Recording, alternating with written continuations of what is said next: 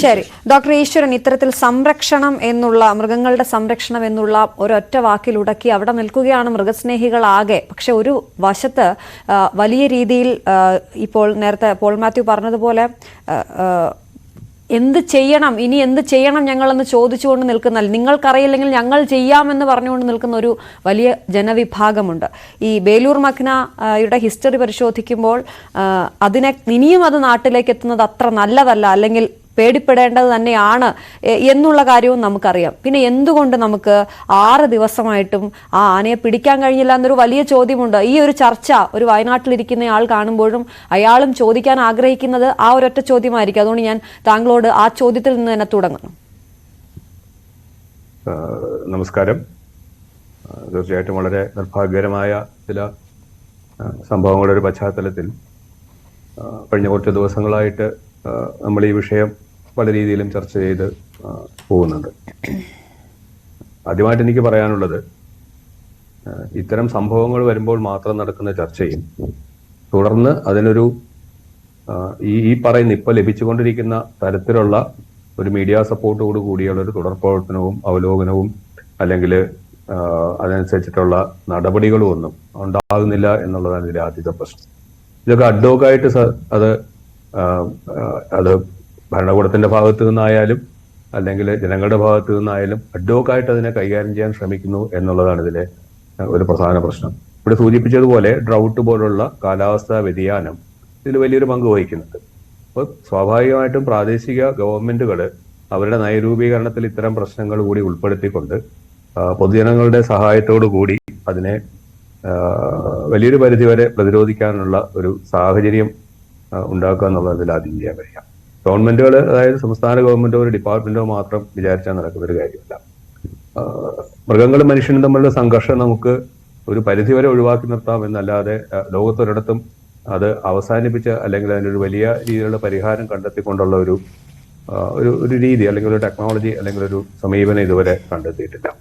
കാരണം ഈ സംഘർഷം ഉണ്ടാകുന്നത് ഈ പറഞ്ഞതുപോലെ പല മൾട്ടിഫാസിലാണ്, പല തരത്തിലുള്ള കാരണങ്ങളുടെ ഒരു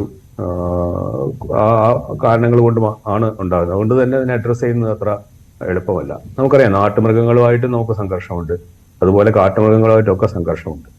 ഈ ചർച്ചയുടെ മനുഷ്യനാണോ മൃഗമാണോ എന്നുള്ള ആ ഒരു ചർച്ചയുടെ ടൈറ്റിൽ തന്നെ അല്പം പ്രകോപനപരല്ലേ എന്നുള്ളൊരു അഭിപ്രായം എനിക്കുണ്ട്. ഏതായാലും തീർച്ചയായിട്ടും ഇതിനൊരു പരിഹാരം എന്ന് പറഞ്ഞാൽ ഇത് കുറച്ചുകൊണ്ട് വരുന്നതിനും ഒരു കോ എക്സിസ്റ്റൻസ്, ഒരു പരസ്പരം നിലനിൽക്കുന്ന ഒരു സാഹചര്യം ഉണ്ടാക്കുക അല്ലെങ്കിൽ സൃഷ്ടിക്കുക എന്നുള്ളതും തീർച്ചയായിട്ടും അനിവാര്യം തന്നെയാണ്. അത് ആരെങ്കിലും ഒരാൾ നിയമം കയ്യിലെടുത്തുകൊണ്ട്, ഒരു കൂട്ടം ആൾക്കാർ നിയമം കയ്യിലെടുത്തുകൊണ്ടൊന്നും മുന്നോട്ട് പോകാൻ കഴിയുന്ന ഒരു കാര്യമല്ല. കാരണം നമുക്ക് ലഭിക്കുന്ന സംരക്ഷണം, ഭരണഘടന പറയുന്ന സംരക്ഷണം ഒക്കെ തന്നെ ഈ ഭൂലോകത്തെ എല്ലാ ജീവജാലങ്ങൾക്കും ഉണ്ട് എന്നുള്ളതാണ് നമ്മൾ ആദ്യം മനസ്സിലാക്കുന്നത്. ഇതിൽ ആര് വലുതോ ചെറുതോ എന്നുള്ളൊരു ചോദ്യത്തിന് തന്നെ സത്യത്തിൽ പ്രസക്തിയില്ല എന്നുള്ളതാണ് സത്യം.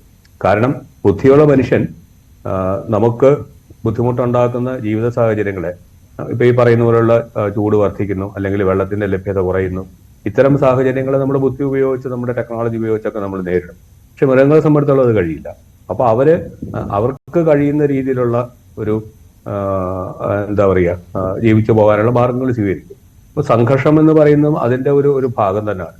നമ്പർ കൂടുന്നു എന്ന് പറയുന്നത് ആകെ ഒരു വലിയൊരു ഭൂപ്രദേശത്തിന്റെ, ഒരു വലിയ ലാൻഡ്സ്കേപ്പിന്റെ ഒരു പശ്ചാത്തലത്തിൽ നോക്കുമ്പോൾ ഒരുപക്ഷെ ശരിയാവണമെന്നില്ല. പക്ഷെ ഇവിടെ സൂചിപ്പിച്ചതുപോലെ വയനാടൻ പ്രദേശത്ത് നമുക്കറിയാം, മറ്റ് സ്ഥലങ്ങളിൽ വെള്ളം തീരുമ്പോഴും ഗ്രീൻ ഫോഡർ, പച്ച നിറത്തിലുള്ള അല്ലെങ്കിൽ പച്ചപ്പുള്ള ഭക്ഷണങ്ങൾ തീരുമ്പോഴും നമ്മുടെ വയനാട് പിന്നെയും വെള്ളവും പച്ചപ്പൊക്കെ അവശേഷിക്കുന്ന ഒരു തുരുത്തായിട്ട് നിൽക്കുകയാണ്. അതുകൊണ്ട് തന്നെ കർണാടകത്തിന്റെ ആയാലും തമിഴ്നാടിന്റെ ഭാഗത്തു നിന്നും ആയാലും ധാരാളം മൃഗങ്ങൾ ഈ പ്രദേശത്ത് വരികയും ആ പ്രദേശത്ത് ആ ഒരു സമയത്ത് അതിന് ഉൾക്കൊള്ളാൻ കഴിയാത്ത രീതിയിൽ എണ്ണം വർദ്ധിക്കുകയും അതിന്റെ ഒരു ഫലമായിട്ട് ഡോക്ടർ ഈശ്വരൻ, താങ്കൾ പറഞ്ഞ ഒരു പോയിന്റ് അത് നമുക്ക് ഡിസ്കസ് ചെയ്യേണ്ട ഒന്നല്ലേ? കാരണം താങ്കൾ പറഞ്ഞു സാങ്കേതികത ഉപയോഗിച്ച് ബുദ്ധിയുള്ള മനുഷ്യൻ മൃഗങ്ങളെ നേരിടണം, അല്ലെങ്കിൽ ഇവർ രണ്ടുപേരും തമ്മിലുള്ള ഒരു കോൺഫ്ലിക്റ്റ് എന്നതിൽ അപ്പുറത്തേക്ക് ഒരു അനുനയം, അതാണ് താങ്കൾ പറഞ്ഞത്. അങ്ങനെയെങ്കിൽ നമ്മൾ കണക്കുകൾ വെച്ച് നമുക്ക് പരിശോധിക്കുകയാണെങ്കിൽ വന്യജീവി ആക്രമണത്തിന് 3 വർഷത്തിൽ നമ്മൾ ചെലവാക്കിയത് 57 കോടി രൂപയാണ്. ചെറിയ കണക്കല്ല, 57 കോടി രൂപയാണ്.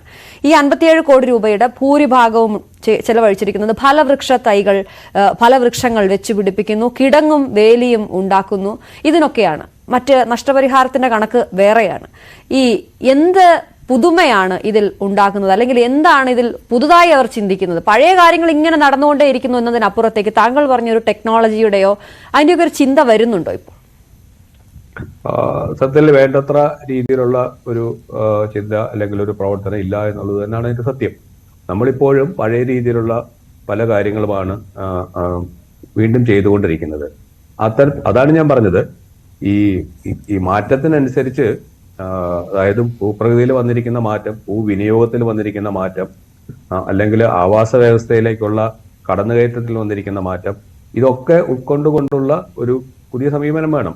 ഒരുപക്ഷെ കാട്ടില് കൂടുതലായിട്ട് വെള്ളം പ്രൊവൈഡ് ചെയ്യുന്നതോ അല്ലാന്നുണ്ടെങ്കിൽ കൂടുതൽ എന്താ പറയുക ന്യൂട്രീഷ്യസ് ആയിട്ടുള്ള ഈ ഗുണനിലവാരം കൂടിയ ഭക്ഷണ സാധനങ്ങൾ കാട്ടിൽ ലഭ്യമാകുന്ന രീതിയിൽ അവിടുത്തെ ഈ ഫോണയെ, അതായത് ചെടികളുടെ അല്ലെങ്കിൽ പുല്ലുകളുടെ ഒക്കെ തന്നെ അവരൊരു മാറ്റം വരുത്താനുള്ള ശ്രമമൊക്കെ ഒരുപക്ഷെ നമുക്ക് ചെയ്യേണ്ടി വരും. അത്തരത്തിലുള്ള നിരീക്ഷണങ്ങളും ഒന്നും നടക്കുന്നില്ല എന്നുള്ളത് ദൗർഭാഗ്യകരമാണ്. പ്രത്യേകിച്ച് മൃഗങ്ങളുടെ എണ്ണം കൂടുതലുള്ള, മനുഷ്യരുടെ എണ്ണം കൂടുതലുള്ള കേരളത്തെ പോലുള്ളൊരു സ്ഥലത്ത് കുറേയൊക്കെ നമ്മളൊരു ആർട്ടിഫിഷ്യൽ ആയിട്ടുള്ള ഇത്തരം പ്രവർത്തനങ്ങൾ ഒരു പക്ഷേ നമുക്ക് ആവശ്യം വരും.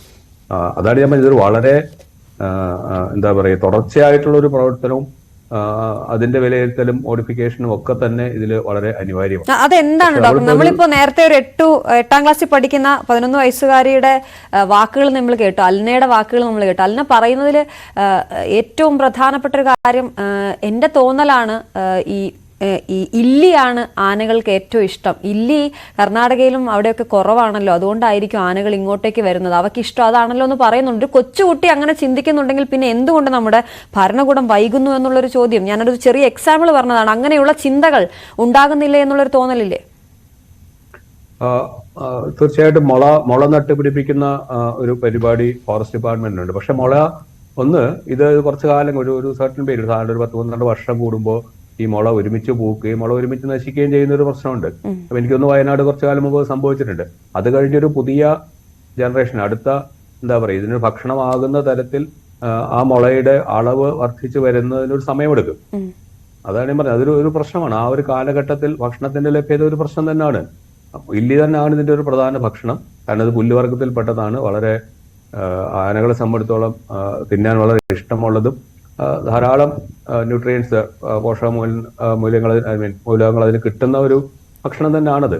അപ്പോ അത് ഒരു പ്രശ്നം തന്നെയാണ്. മറ്റു സ്ഥലങ്ങളിൽ ഇല്ല എന്നല്ല, ഞാൻ പറഞ്ഞില്ല, കേരളത്തിന്റെ ഭാഗത്ത് അത് കുറച്ചുകൂടി സമൃദ്ധമായിട്ട് ഉണ്ട് എന്നുള്ളത് ഒരു കാര്യമാണ്. അത് വേനൽക്കാലത്താണ് അത് കൂടുതലായിട്ട്, വെള്ളവും കൂടി ഇതിന്റെ ഒരു ഘടകമായിട്ട് നമ്മൾ കൂട്ടണം. ആ വെള്ളം കുറയുന്ന വേനൽക്കാലത്താണ് കൂടുതലായിട്ട് ഈ പ്രശ്നങ്ങൾ വരുന്നത് എന്നുള്ളതും കൂടി നമ്മൾ ശ്രദ്ധിക്കണം.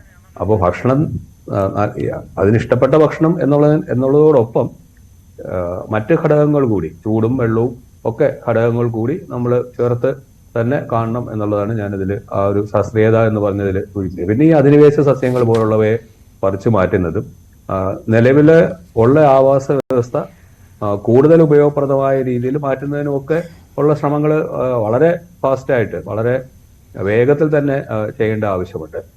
അതിപ്പോ ചില നിയമങ്ങൾ അല്ലെങ്കിൽ ചില രീതികൾ ചിലപ്പോൾ പെട്ടെന്നൊരു നടപടി എടുക്കുന്നതിന് സഹായിക്കുന്നുണ്ടാവില്ല. പക്ഷെ അതൊക്കെ അതിനെ മാറ്റാം. അല്ലെങ്കിൽ വളരെ പെട്ടെന്ന് തന്നെ ഈ അധിനിവേശ സസ്യങ്ങളെ മാറ്റി ആവാസ വ്യവസ്ഥ കുറെ കൂടി മെച്ചപ്പെടുത്തുകയും മൃഗങ്ങളെ ഉള്ളിൽ തന്നെ നിർത്താനുള്ള ഒരു സാഹചര്യം ഉണ്ടാക്കുകയും ചെയ്യണം.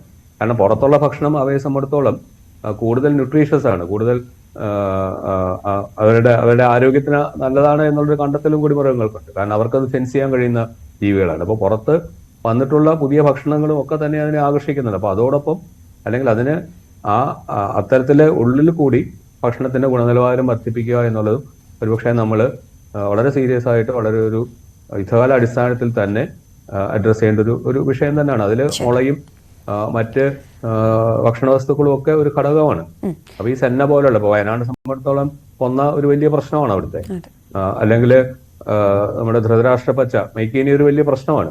അപ്പൊ ഇതൊന്നും നമ്മൾ ഇതിന്റെ കൂടി പലപ്പോഴും ചർച്ച ചെയ്ത് പോകുന്നില്ല എന്നുള്ളതാണ്. അതിന്റെയൊക്കെ അതാണ് ശരിക്കും പറഞ്ഞാല് നമ്മൾ ഇതിനകത്തൊരു സാമൂഹ്യ പശ്ചാത്തലം പഠിക്കുന്നതോടൊപ്പം ഈ ആവാസ വ്യവസ്ഥയിലും അല്ലെങ്കിൽ പരിസ്ഥിതിയിലും ഒക്കെ വന്നിട്ടുള്ള ഈ ഇത്തരത്തിലുള്ള മാറ്റങ്ങൾ കൂടി കുറെ കൂടി ഗഹനമായിട്ട് പഠിക്കുകയും ഇതിന്റെ ഒക്കെ ആഘാതം ഇപ്പൊ ഇതൊരു പ്രശ്നമാണ്. ഒരു ആന പുറത്തിറങ്ങി കൃഷി നശിപ്പിക്കുകയോ അല്ലെങ്കിൽ മനുഷ്യന് അപകടം ഉണ്ടാക്കുകയോ ഒക്കെ ചെയ്യുമ്പോൾ അതൊരു വലിയ ആഘാതമാണ്. അതുപോലെ തന്നെ ഉള്ളിൽ ഉണ്ടാകുന്ന ആഘാതങ്ങൾ കൂടി പഠിച്ചിട്ട് അതിനെ വളരെ ഫാസ്റ്റായിട്ട് വളരെ വേഗത്തിൽ തന്നെ അഡ്രസ് ചെയ്ത് പോകുന്ന ഒരു സിസ്റ്റത്തിലേക്ക് നമ്മൾ എത്തേണ്ടതുണ്ട്. അതിനൊരു